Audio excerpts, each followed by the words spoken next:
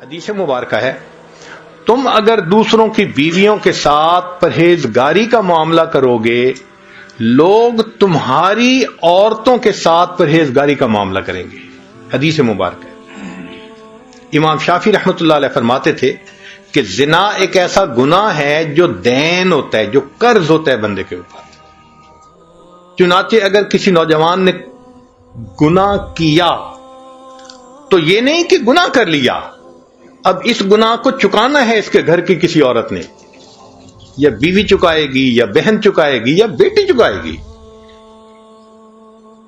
علماء نے لکھا ہے کہ اس بندے کی گھر کی عورت کے ساتھ ضرور زنا کیا جائے گا، اور نہیں تو گھر کی دیواروں سے زنا کیا جائے گا۔ ہم کیا سمجھتے ہیں کہ ہم ہی دوسروں کی شکلیں دیکھ رہے ہوتے ہیں، ہمارے گھر کی عورتوں کی طرف دوسروں کی نظریں نہیں اٹھ سکتی؟ یہ اللہ کا بنا ہوا ایک نظام ہے۔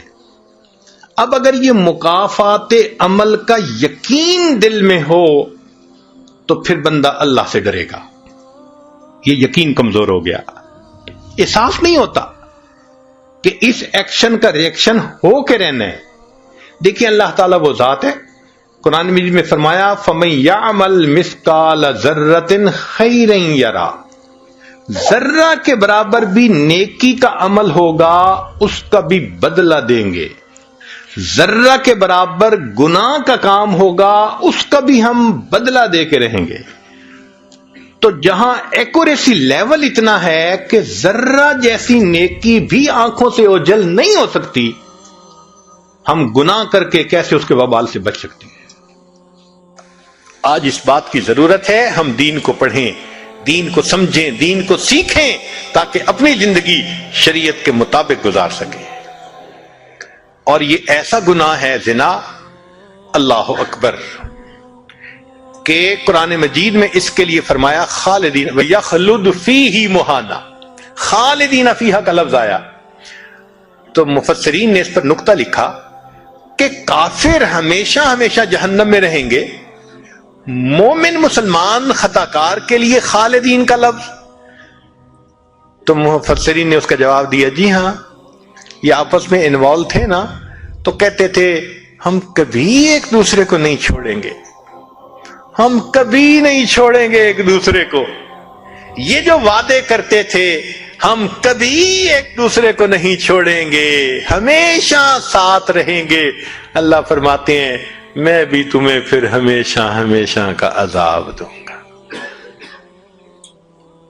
ایک حدیث پاک میں ہے قیامت کے دن اللہ تعالیٰ کے سامنے بوڑھا زانی آئے گا، اللہ تعالیٰ اس کے چہرے کی طرف نہیں دیکھیں گے۔ ایک روایت میں ہے قیامت کے دن بے پردہ جو ننگے سر پھرنے والی عورت ہوگی وہ اللہ کے سامنے کھڑی کی جائے گی، اللہ تعالیٰ اس کی طرف نہیں دیکھیں گے۔ یہ وہ گناہ ہے کہ اللہ تعالیٰ کی رحمت کی نظر ہی قیامت کے دن نہیں پڑے گی۔ آج اس سے بچنے کی ضرورت ہے۔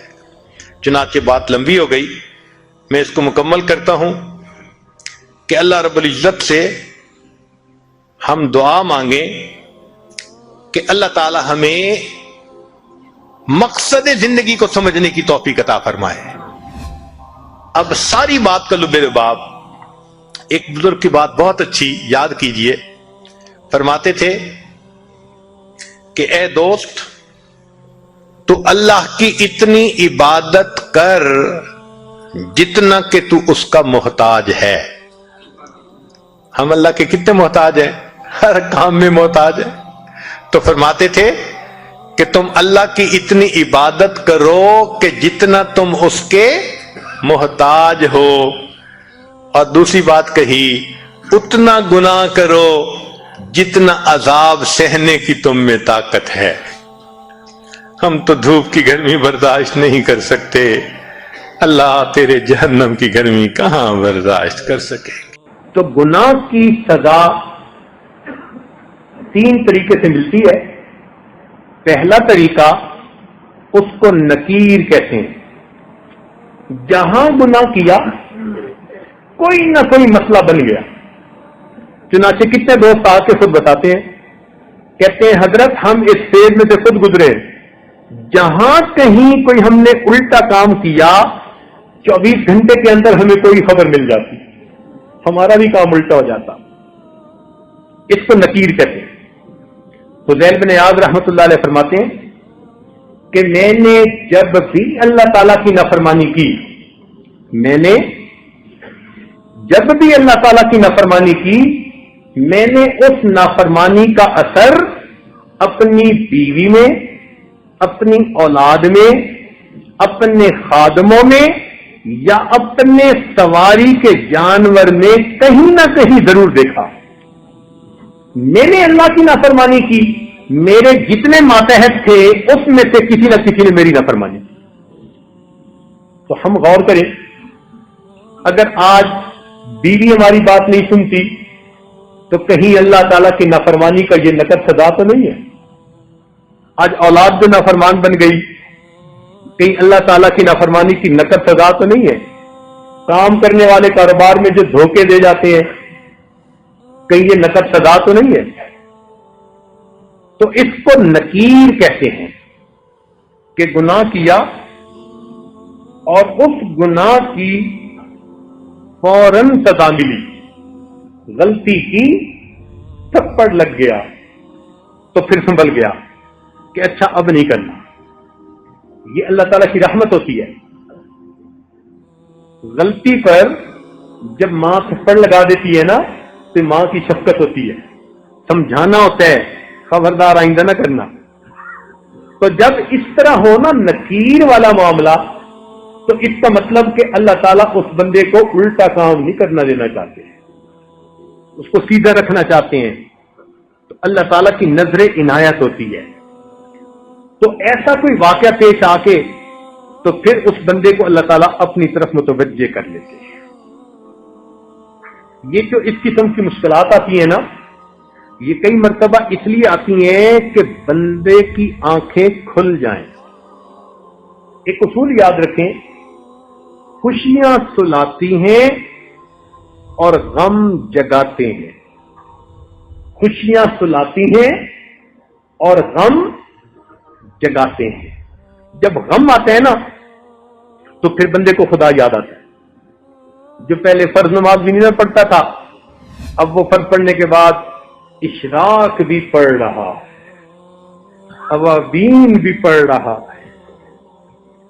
جس کو ایک صفحہ قرآن مجید کا تلاوت کی توفیق نہیں تھی، وہ آج بیٹھا ہوا سورہ یاسین بھی پڑھ رہا ہے، سورہ ملک بھی پڑھ رہا ہے، تغابن بھی پڑھ رہا ہے. لگتا ہے پورا قرآن پڑھ کے اٹھے گا. پوچھے کیا بنا؟ یار ایک پریشانی ہے، بس دعا کرو اللہ دور کر دے. تو پریشانی کئی مرتبہ بندے کی یاد دہانی کا سبب بن جاتی ہے. وہ پھر اللہ کے گھر آتا ہے، ریئلائز کرتا ہے، معافیاں مانگتا ہے، اللہ تعالیٰ اس پریشانی کو دور فرما دیتے ہیں. تو یہ بھی رحمت بن جاتی ہے. ایک اور صورت ہے پریشانی کی، اس کو کہتے ہیں تاخیر. تاخیر کا مطلب ہوتا ہے ڈیلے کر دینا. یہ پہلے سے بڑی سزا.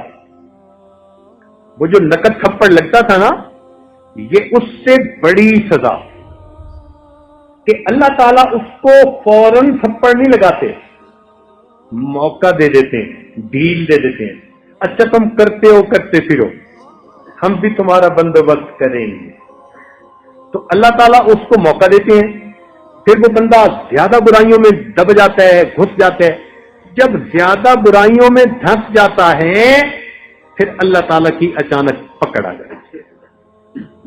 اور یہ پہلے سے بڑی سزا، بہت بڑی سزا. چنانچہ ایک عورت کا واقعہ، ان پڑھ تھی مگر زبان کی ذرا تیز بھی تھی. اللہ نے اسے بیٹا دیا. ایک دن کسی کام میں مشغول تھی اور وہ بیٹا پیچھے پیچھے پیچھے پیچھے. کچھ بچوں کو نا گودوں کا چسکا ہوتا ہے، ہر وقت کی گود میں رہتے ہیں. یہ چاہتی تھی میں کام سمیٹوں اور بچہ چاہتا تھا کہ مجھے یہ گود میں لے لے. تو اس نے اس کو لٹایا، فیڈر بنا کے دیا اور اس کو کہا کہ خبردار جو اب اٹھ کے میرے پیچھے آیا. فیڈر دودھ پی اور یہیں لیٹا ہے. وہ بچہ تھا اس نے تھوڑی دیر دودھ پیا، جب بھوک ختم ہو گئی وہ اٹھا، پھر ماں کے پیچھے امی امی امی۔ اب یہ غصے میں آ گئی، اور جب غصے میں بندہ آ جاتا ہے نا، اس کو سمجھ نہیں آتی کہ وہ کر کیا رہا ہے۔ غصے میں آ کے کہنے لگی، پھر اٹھ کے میرے پیچھے آ گیا، اور پھر اس کے بعد اس کو بد دعا دے دی۔ بد دعا کیا دی؟ کہنے لگی تو تو سویا سو ہی جاتا تو اچھا تھا، تو تو سویا سو ہی جاتا تو اچھا تھا۔ اللہ تعالیٰ نے بد دعا قبول کر لی، مگر بچے کو اس وقت موت نہیں آئی۔ وہ بچہ بڑا ہوا، بڑا خوبصورت، بڑی میگنیٹک پرسنالٹی اس کی، بڑا آئی کیو لیول اچھا اس کا، سکول میں فرسٹ آتا رہا، کالج میں فرسٹ آتا رہا، پھر بزنس مین بن گیا۔ اس کا بزنس ایسے چمکا، اور وہ اتنے اچھے اخلاق والا بچہ کہ محلے کے لوگ جب اسے دیکھتے تو تمنا کرتے کہ اللہ ہماری اولاد کو بھی ایسا بنا دے۔ گھر میں مائیں اپنے بچوں کو مثال دیتی کہ بچوں تم بھی اس جیسا بننا۔ بڑا بوم کرنے لگا اس کا بزنس۔ خیر جب خوب بہاریں آ گئیں، اب ماں نے اس کی شادی کے لیے تیاری کی۔ ایک حور پری لڑکی ڈھونڈی اس نے کہیں سے، شادی کی ڈیٹ طے ہو گئی۔ جب شادی میں 3 دن تھے تو یہ نوجوان گھر کا کچھ کام کروا رہا تھا، اچانک جو کسی جگہ سے اس کا پاؤں پھسلا، یہ گردن کے بل گرا اور وہیں اس کی موت آ گئی۔ اب ماں اتنا روئی کہ میرے اتنے جوان بیٹے کو موت آئی کہ ذہنی توازن کھو بیٹھی، پاگل بن کے چلتی تھی گلیوں میں۔ چھوٹے ہوتے ہوئے ہم اسے دیکھا کرتے تھے تو ہمیں ہمارے بڑوں نے یہ بات بتائی کہ بعد میں محلے میں کوئی بڑا نیک بندہ تھا، اس کو ایک خواب کے ذریعے سے بتایا گیا کہ یہ جو اس عورت کے ساتھ معاملہ ہوا، یہ اسی کی بد دعا کو ہم نے قبول کیا تھا۔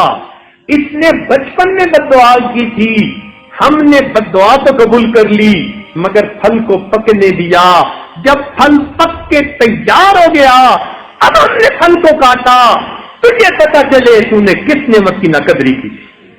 کتنی بہنیں ہیں جو اپنے بھائیوں کو بد دعا دیتی ہیں، کتنی مائیں ہیں اپنے بیٹوں کو بد دعا دیتی ہیں، کتنی بیویاں ہیں اپنے خاندوں کو بد دعا دیتی ہیں، پھر بعد میں بیٹھ کے روتی ہیں۔ تو کیا پتا ہماری ہی بد دعا جو کبھی غصے میں کی تھی، آج جا کے اس کا اثر ظاہر ہوا۔ تو اس کو پہلے سے بڑی سزا ہوتی ہے، اس کو کہتے ہیں تاخیر۔ اللہ تعالیٰ تاخیر کر دیتا ہے، ڈیلے کر دیتے ہیں۔ قرآن مجید میں اللہ تعالیٰ فرماتے ہیں فَلَمَّا نَسُوا مَا ذُكِّرُوا بِهِ فَتَحْنَا عَلَيْهِمْ أَبْوَابَ كُلِّ شَيْءٍ، کہ جب وہ لوگ بھول گئے جو ان کو نصیحت کی گئی تو ہم نے ان پر ہر چیز کے دروازوں کو کھول دیا۔ خوب عیش کریں جو چاہتے ہیں، حتی اذا فرحوا بما اوتوا، حتیٰ کہ جب وہ بڑے خوش ہو گئے جو ان کو ملا تھا اور خوب موج میلہ کرنے لگے، اللہ تعالیٰ فرماتے ہیں اخذناہم بغتۃ، ہم نے اچانک ان کو اپنی پکڑ میں لے لیا۔ یہ بہت خطرناک سزا ہوتی ہے۔ اس لیے میرے دوستو، جب انسان گناہوں بھری زندگی گزار رہا ہو اور اللہ تعالیٰ کی نعمتوں کی بارش بھی اپنے اوپر دیکھ رہا ہو، تو یہ بڑا ڈرنے کا مقام ہوتا ہے، یہ بڑا ڈرنے کا مقام ہوتا ہے۔ او اللہ، میں گناہوں پہ گناہ کر رہا ہوں، آپ نعمتیں بھیج رہے ہیں، کہیں مجھ کو پھنسایا تو نہیں جا رہا، ٹریپ میں تو نہیں لا رہے۔ اس کو تاخیر کہتے ہیں۔ اور ایک اس سے بھی بڑی سزا، اس کو کہتے ہیں اللہ رب العزت کی خفیہ تدبیر۔ اللہ تعالیٰ کی خفیہ تدبیر کہ اللہ تعالیٰ ایسی طرح سے بندے کو سزا دیتے ہیں کہ بندے کو پتہ بھی نہیں چلتا کہ یہ سزا تھی، ایسی طرح سے سزا دیتے ہیں۔ مثال کے طور پر جوانی میں بدماشیاں کی اور اللہ تعالیٰ نے بڑھاپے میں بیوی کو نافرمان بنا دیا۔ جب اولاد جوان ہو اور ماں کا ساتھ دے رہی ہو اور اس وقت بیوی اپنے خاوند کی نافرمان ہو جائے تو جتنا بڑھاپا اس بندے کا خراب ہوتا ہے وہ اپنی کیفیت کسی کو بتا بھی نہیں سکتا۔ تو کرتوت جوانی کے، سزا ملی بڑھاپے۔ اب دل کا دکھ کس کو کہے؟ اس کو کہتے ہیں اللہ تعالی کی خفیہ تدبیر۔ کوئی بیماری ایسی دے دی، نعمتوں سے محروم کر دیا۔ چنانچہ ایک عورت نے خط لکھا کہ حضرت 7 سال ہو گئے، میں قسم قسم کے کھانے بناتی ہوں اور گھر میں آئے ہوئے مہمانوں کے لیے دسترخوان سے لگاتی ہوں، لیکن خود السر کی مریضہ ہوں۔ 7 سال میں فقط جوسز وغیرہ پی کے گزارا کرتی ہوں، لیکوڈ چیزیں، روٹی کا ایک لقمہ بھی میرے منہ میں نہیں گیا، میں روٹی کو ترستی ہوں۔ اب 7 سال سے جس سے اللہ نے روٹی کی نعمت کو جو چھین لیا، اس کو احساس بھی نہیں کہ یہ میرے گناہ کی سزا تھی جو مجھے مل رہی۔